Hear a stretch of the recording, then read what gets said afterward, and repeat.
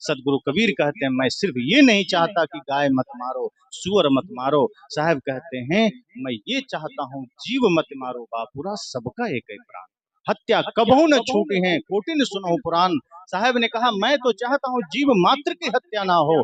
आपके चलने से भी अगर कोई चींटी दब जाए तो अफसोस कर लीजिए कि क्षमा करना प्रभु, माता पिता गुरु को स्मरण कीजिए कि भूल से चींटी दब गई, आप चाहते नहीं थे दब गई, वहां भी माफी मांग लीजिए। लेकिन आदमी आज जानवरों को साग मूली की तरह काट रहा है, आज हत्या किए चले जा रहा है और कहता है हम राम भक्त हैं, हम कबीर भक्त हैं, हम बुद्ध को मानने वाले हैं, हम महावीर को मानने वाले हैं। बुद्ध, महावीर, कबीर और राम ने हिंसा के रास्ता नहीं दिया, उन्होंने क्रोध का रास्ता नहीं बताया, उन्होंने अनाचार अत्याचार का रास्ता नहीं बताया, भ्रष्टाचार का रास्ता नहीं बताया। सदगुरु कबीर तो प्रेम का मार्ग दिया। राम जी ने तो आदर्श दिया, प्रेम दिया, सत्य दिया। भाई भाई के बीच, माता पिता के साथ, पड़ोसी पड़ोसी के साथ किस प्रेम से रहना है। इसलिए मैंने कहा, अपने महापुरुषों को मंदिरों से बाहर निकालिए, अपने शास्त्रों से सत्य बाहर निकालिए। आज हमारे पास बीजक सारा सत्य उसमें है, लेकिन हम शब्द मस्तिष्क में ले लेते हैं, रटते रहते हैं, बोलते रहते हैं, बोलने से मन ही नहीं थकता। हम लोगों को तो कोई ना कहे तो मन होता है चुपचाप आश्रम में बैठ के ध्यान साधना करें, इच्छा ही नहीं होती कि जबरदस्ती बोलें। पर कुछ लोगों को ऐसा लगता है कि जैसे कि भीतर से ज्ञान वो बाहर निकलना चाह रहा है, बार बार वो बोलने के लिए आतुर होते हैं। ऐसे भी लोग, साहब कहते हैं, बोलना का सो बोलिए रे भाई, बोलत ही सब तत्व नसाई, बोलत बोलत बाढ़ू बिकारा, जो बोलिए सो पड़े बिचारा। मिल ही संत वचन तुई कहिए, मिल ही असंत मौन हुई रहिए, पंडित सो बोलिए हितकारी, मूर्ख सो रहिए झकमारी, कहीं कबीर अर्ध घट डोले, पूरा होए विचार ले बोले। साहब ने कहा, जो ज्ञानी है, जो विवेकी है, वो मौन रहेंगे। आप बोलने के लिए कहेंगे तो बोल देंगे, नहीं कहेंगे तो नहीं बोलेंगे। जो महानतम संत हैं, वो कभी नहीं सोचते कि मेरा ज्ञान लोग ले ले, वो ये सोचते हैं कि अगर आवश्यकता होगा तो जरूर मांगेंगे, तब दे देंगे। ज्ञान की कीमत है। इसलिए साहब ने कहा कि जिस दिन शास्त्रों से सत्य बाहर आएगा हमारे आचरण में, तो हमारा ज्ञान भी दिव्य हो जाएगा। अभी हमारे पास ज्ञान है, लेकिन ज्ञान का कोई वैल्यू नहीं, कोई महत्व नहीं। मैंने कल कहा था, सबके पास ज्ञान है, किसके पास नहीं? वो ज्ञान कार्य में नहीं है, वो ज्ञान उपयोग में नहीं है, वो ज्ञान हमारे आचरण में नहीं है। इसलिए शब्द हमारे पास है और शब्द उथल पुथल मचाता है। आधी घड़ा में जल हो तो वो डोलता है, छिलकता है, लेकिन घड़ा में जल भर जाए तो वो कभी नहीं छिलकता। कहीं कबीर अर्ध घट डोले, पूरा होए विचार ले। जब पूरा होता है, जब हम में पूर्णता आती है, तो मौन आ जाता है। एक बात ध्यान दीजिए, भाषा और शब्द संसार से जोड़ते हैं और मौन भीतर से जोड़ते हैं। आप जितना मौन होंगे उतना भीतर से जुड़ेंगे। हमारे साथियों से आप पूछेंगे, आश्रम में हम लोग इशारों में बात करते हैं, बहुत कम बोलते हैं। यहाँ भी आप अनुभव करेंगे, मंच पर आपने सुनना चाहा, इसलिए मैं बोलने आ गया, क्योंकि इसीलिए मैं आया हूँ, इसीलिए आपने बुलाया है। वरना हम लोग कोशिश करते हैं सुने, अगर कोई बोल रहे हैं तो हम उन्हें सुने। क्या पता किन से कौन सा ज्ञान हमें मिल जाएगा, कौन सा शब्द मिल जाएगा। हम वहां तक भी थोड़ी थोड़ी आवाज जाती है, अगर कोई संत बोलते हैं तो कोशिश करते हैं हम उनको सुने। थोड़ी आवाज कम जाती है, लेकिन हमारी चेष्टा रहती है कि हम संतों को सुने। कोई भी संत हो, चाहे वो अभी साधना मार्ग में चले हों, चाहे पहले से चले हों, अगर उनके द्वारा कुछ भी ज्ञान मिला तो वो अनुकरणीय है।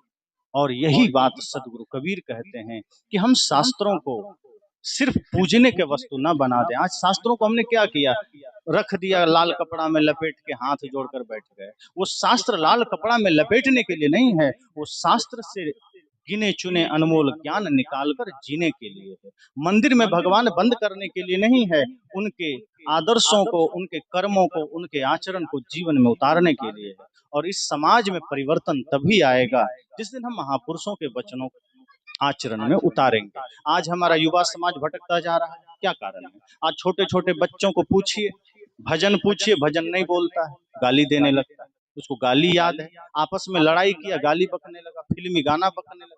कहाँ से आया? यही दोष है हमारा कि आज हमारा पूरा आंतरिक व्यवस्था बिगड़ गया है, आज हमारा पूरा आंतरिक जीवन बिगड़ गया है। इसलिए बहुत आवश्यक है, बहुत जरूरी है कि संतों का संग करिए, सत्संग सुनिए और मन का निग्रह कीजिए। मनोनिग्रह बहुत जरूरी है।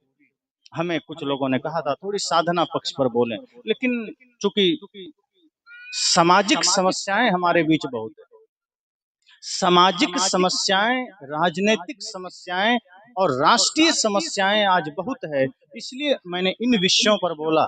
साधना परक बातें भी जरूरी है और सबसे ज्यादा जरूरी है, लेकिन उससे पहले ये जरूरी है कि हम सब ये तो समझ सकें कि समस्या का कारण क्या है, और समस्या का कारण मन है। हम ये तो समझ सकें कि परिवार टूटता क्यों है, और परिवार टूटता है स्वार्थ और अहंकार के कारण। हम ये तो समझ सकें कि हमारी पूजा पाखंड है तब तक जब तक जिनकी पूजा करते हैं उनका आदर्श हमारे आचरण में उतर न जाए। इसलिए मंदिर जाना, साहब ने कभी नहीं कहा कि मंदिर जाने से मैं रोक रहा हूं। वे कहते हैं घर को मंदिर ही बना लो, वो तो मंदिर के पक्ष में। वो तो कहते हैं तुम 1 घंटे मंदिर जाते हो, मैं तो ये चाहता हूँ कि तुम घर को ही मंदिर बना लो, तुम्हारा आंगन ही घर का मंदिर, मंदिर का आंगन बन जाए। क्यों मंदिर से दूर रहना? वे तो कहते हैं कि अपना हर शब्द मुख से पवित्र बोलो, सत्य बोलो, क्यों अलग से प्रार्थना गाना? वो कभी प्रार्थना का विरोधी नहीं है, वो कभी मंदिर का विरोधी नहीं है, वो भगवान का भी विरोधी नहीं है। वो कहते हैं तुम मंदिर में जाके मूर्ति में भगवान देखते हो, अरे मैं तो चाहता हूँ सभी जीव में भगवान को देखो, हर समय देखो, हर घड़ी देखो, विवाद ही खत्म हो जाए। तो ये दर्शन सदगुरु कबीर का है। इसलिए संतों में सम्राट है, जैसे राजाओं का राजा वैसे ही संतों में सम्राट सदगुरु कबीर है। वो अपनी खरी खरी बातें के लिए जितना प्रसिद्ध हैं, उतना ही प्रेम की बातों के लिए प्रसिद्ध है। उन्होंने सिर्फ खरी बातें नहीं कही, जहां जाति की बात आई उन्होंने प्रहार किया, संप्रदाय की बात आई प्रहार किया, हिंदू मुस्लिम की बात आई प्रहार किया, लेकिन जब प्रेम की बात आई तो उतना गहरा ज्ञान किसी ने नहीं। वे तो कहते हैं प्रेम गली अति सांकरी जामे दो न समाए। कहा जब तक द्वैत का भाव रहेगा आप प्रेम की गली में प्रवेश ही नहीं कर सकते। किसी ने कहा पंडित कौन है? उन्होंने कहा पोथी पढ़ने वाला पंडित नहीं है, ढाई आखर प्रेम का पढ़े सो पंडित हो। उन्होंने तो प्रेम को बड़े गहरे से लिया। प्रेम पाट का चोलना पहिर कबीरू नाच, पानी दिन हो तास को जो तनमन बोले साथ। और कल मैंने कहा था जागर प्रेम न संचरे। तो प्रेम पर तो सदगुरु कबीर का पूरा सिद्धांत है, दर्शन है। वो तो कण कण कण में निहित जो जीव है, पूरे सृष्टि में जो प्राणी मात्र के लिए उनके हृदय में करुणा है। आप सोचिए सदगुरु कबीर ने क्या कहा। साहब ने कहा मैं रोवो इस जगत को, मुको रोवे न कोई। कितनी बड़ी बात है। मैं रोवो इस जगत को, मुको रोवे न कोई। कभी सोचा इस पद पर आपने? साहब ने इसे क्यों कहा? कोई आदमी कहता है मैं अपने बेटे के लिए रो रहा हूँ, कोई कहता है पत्नी के लिए रो रहा हूँ, कोई कहता है पिता के लिए रो रहा हूँ, कोई कहता है धन के लिए रो रहा हूँ। सदगुरु कबीर ने क्या कहा? मैं रोवो इस जगत को, मुको रोवे न कोई। इस एक शब्द में क्या झलकता है? इसका अर्थ यह है कि सदगुरु कबीर अपने किसी एक व्यक्ति के लिए, एक समाज के लिए, एक देश के लिए नहीं चिंतित हैं, पूरी सृष्टि के लिए चिंतित। उनके हृदय में इतनी करुणा है, इतना प्रेम है कि पूरी सृष्टि के लिए उनकी आंखों में आंसू है कि किसी को दुखी नहीं देख सकते। आज हमारी स्थिति क्या है? किसी को हम सुखी देख लेते हैं तो हमें दुख हो जाता है, तो वो आदमी सुखी क्यों हो गया? कोई आदमी बढ़िया काम कर लेता है तो हमें बुखार आ जाता है, वो बढ़िया कैसे कर लिया? किसी गरीब का बच्चा पढ़ करके फर्स्ट डिवीजन पास हो गया तो बहुत लोगों को मिर्गी आ जाती है, वो कैसे पास हो? लेकिन सदगुरु कबीर कहते हैं मैं रोवो इस जगत को। क्यों? जगत में जो दुख है, एक एक व्यक्ति के मन में जो पीड़ा है, एक एक व्यक्ति के जीवन में जो दुख है, मैं उससे दुखी हूँ। क्यों? क्योंकि मैं नहीं चाहता संसार का आदमी दुखी रहे। सोचिए इतना विराट हृदय किसका हो सकता है? इतना महान हृदय किसका हो सकता है जो एक भी व्यक्ति को दुखी देखना नहीं चाहते? जो एक भी व्यक्ति को समस्या में पीड़ित देखना नहीं चाहते, वे तो कहते हैं मैं रोवूं इस जगत को, मुको रोवे ना कोई। लेकिन पीड़ा इस बात की है कि मैं जगत के लिए रो रहा हूँ, मैं जगत के लिए चिंतित हूँ, लेकिन जगत के लोग मेरे आंसू का मान नहीं रखते, वो मेरे लिए सोच नहीं। साहब भूखे हैं इसलिए नहीं रो रहे हैं, साहब को कुछ मिला नहीं इसलिए नहीं रो रहे हैं, धन के लिए नहीं रो रहे हैं। वो कहते हैं मुझे कुछ नहीं चाहिए, मेरा मन तृप्त है, मेरा जीवन तृप्त है, मुझे कुछ नहीं चाहिए संसार से। लेकिन मेरे हृदय में सिर्फ इतना ख्याल है कि संसार को मैं दुखी नहीं देख सकता, संसार के लोग दुख हैं। साहब ने कहा ना, चक्की चलती देख के दिया कबीरा रोए, दो पाट भीतर आए के साबुत गया ना कोई। यहाँ भी यही बात है। साहब ने कहा कि चक्की चलती देखा तो मेरी आंखों में आंसू आ गए। एक बूढ़ी माता चक्की चला रही थी, साहब की दृष्टि पड़ गई, सदगुरु कबीर रोने लगे। बहुत लोग इकट्ठे हो गए। कहा क्या हुआ साहब, आप तो रोज यहाँ से गुजरते थे, हंसते हुए गुजरते थे, आज रोने क्यों लगे? और तब तक सदगुरु कबीर रोने लगे। रोते रोते अचानक अब वो लोग प्रश्न करने ही वाले थे कि तुरंत हंसने भी लग गए। लोगों ने कहा आज क्या हो गया साहब को, अभी तुरंत रो रहे थे फिर हंसने लगे। तब लोगों ने कहा हे गुरुदेव आप बताएं आप रोने क्यों लगे? तब साहब ने कहा ये जो चक्की चल रही है ना, इसको देखकर रोना आ गया। लोगों ने कहा इसमें कौन बड़ी बात है, चक्की तो बूढ़ी माता रोज चलाती, वो तो 10 साल से चला रहे, इसको देख कर रोने की क्या बात है? साहब ने कहा मैं इस चक्की को देख करके नहीं रो रहा हूँ, बल्कि इस चक्की को देखा तो मुझे एक और चक्की की याद आ गई। लोगों ने कहा वो कौन चक्की और कैसी चक्की? साहब ने कहा इस चक्की को जरा गौर से देखना, जाता होता है ना, साहब ने कहा उसको गौर से देखना, एक नीचे होता है स्थिर होता है, वो घूमता नहीं है, उसके बीच में खूंटा होता है और उस पर एक ऊपर होता है वो घूमता है। साहब ने कहा देखो बूढ़ी माँ चक्की घुमा रही है, जाता चला रही है, दो पार्ट है, ऊपर छिद्र है उसमें अन्न डालती है और अन्न अंदर जाकर के पिस रहा है। ये देख करके मुझे एक और चक्की की याद आ गई और रोना आ गया। कहा वो कैसे गुरुजी? कहा जैसे उस चक्की में दो पार्ट हैं और दोनों के बीच जाकर अन्न पिस रहा है, ऐसे ही ये संसार में जन्म और मृत्यु रूपी दो पार्ट के बीच में पूरा जीव पिस रहा है, पूरा जीव रो रहा है। ये देखकर मुझे रोना आ गया, क्योंकि मैं नहीं चाहता कि जन्म और मृत्यु के पार्ट में कोई पिसे, क्योंकि जन्म लिए हैं तो बंधन काटने के लिए लिए हैं, जन्म लिए हैं भक्ति मार्ग पर चलने के लिए लिए हैं, जन्म लिए हैं मुक्ति मार्ग पर चलने के लिए, और हम पाप के मार्ग पर चल रहे हैं। साहब ने कहा कि मैंने देखा कि वो दो पार्ट है, इसी तरह ये जन्म और मृत्यु दो पार्ट है, एक तरफ जन्म है एक तरफ मृत्यु है, और बीच में आदमी दुखी है, पीड़ित है, रो रहा है, और अंत में मृत्यु में जाके समा जाता है, इसलिए रोना आ गया। लोगों ने कहा ये तो बहुत दुख की बात है, मैं तो सोचा ही नहीं था, लेकिन साहब फिर आप हंसे क्यों? लोग पिस रहे हैं और आप हंस दिए। कहा देखो हंसी क्यों आई, आप देखे हैं ना, आप तो चलाते ही हैं, उसमें बीच में जो खूंटा रहता है, खूंटी, तो कुछ दाने कुछ अनाज खूंटा के पास रह जाता है, वो नहीं पिसता है, वो बच जाता है। जो बाहर आ गया सब पिस गया, लेकिन कुछ दाने दो चार दाने जो एकदम कील के पास रह गया, खूंटी के पास, वो पिसने से बच जाता है। साहब ने कहा इसी प्रकार इस जन्म और मृत्यु रूपी पाठ में कुछ जीव सदगुरु रूपी कील के चरणों में चला जाता है, वो पिसने से बच जाता है। और वही देख करके थोड़ी हंसी आई, थोड़ी खुशी हुई कि चलो कम से कम संसार में एक सहारा सदगुरु तो है, जहाँ ये जीव जाकर के जन्म मृत्यु के पाठ से बच सकता है, जहाँ बंधन से बच सकता है, जहाँ दुख से बच सकता है। तो सदगुरु कबीर का हृदय तो देखिए कितना विराट है, कितनी करुणा है, कितना प्रेम है। वे कहते हैं मैं इस जगत के लिए रो रहा हूँ, और वो तो ये भी कहते हैं, कबीर खड़ा बाजार में मांगे सबकी खैर, ना काहू से दोस्ती ना काहू से बैर। वे तो कहते हैं इस धरती पर मेरा कोई दुश्मन नहीं, कोई दोस्त नहीं, अर्थात सब मेरा है। किसी से दोस्ती होगी तो कोई दुश्मन भी होगा। साहब कहते हैं मेरी किसी से दोस्ती नहीं, इसलिए कोई दुश्मन नहीं, सब मेरा है, सबके लिए मेरा प्रेम है, सबके लिए मेरी करुणा है, सबके लिए मेरा जीवन है। इसलिए ध्यान रहे, सजग रहिए, सतत प्रयासरत रहिए कि हमें सत्संग के द्वारा अपने मन को निर्मल करना है, क्योंकि यही गंदा मन समाज के लिए, परिवार के लिए घातक बन रहा है।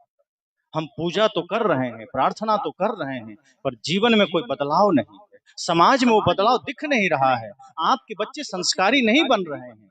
कोशिश करिए अपनी साधना से, अपनी भक्ति से, अपने ध्यान से वो जीवन बनाइए कि आपका त्याग, आपका वैराग्य, आपका प्रेम, आपका आदर्श आपके बच्चों में उतरे और पुनः आपके बीच में से कोई श्रवण कुमार का जन्म हो सके, आपके बीच से पुनः किसी भगत सिंह का जन्म हो सके, पुनः किसी चंद्रशेखर आजाद का जन्म हो सके, पुनः किसी नेताजी सुभाष का जन्म हो सके, पुनः किसी लक्ष्मीबाई मीराबाई का जन्म हो सके। आज आपके बच्चे हीरो हीरोइन बनना चाहते हैं, क्रिकेटर बनना चाहते हैं, ये सत्संग का अभाव है, ये सदगुरु संतों के ज्ञान का अभाव है। आप सुनते हैं, जीवन में धारण नहीं करते, इसलिए आज देश में वृद्धाश्रम बन रहे हैं, पढ़े लिखे बच्चे अपने माँ बाप को वृद्धाश्रम भेज रहे हैं। दुख की बात है।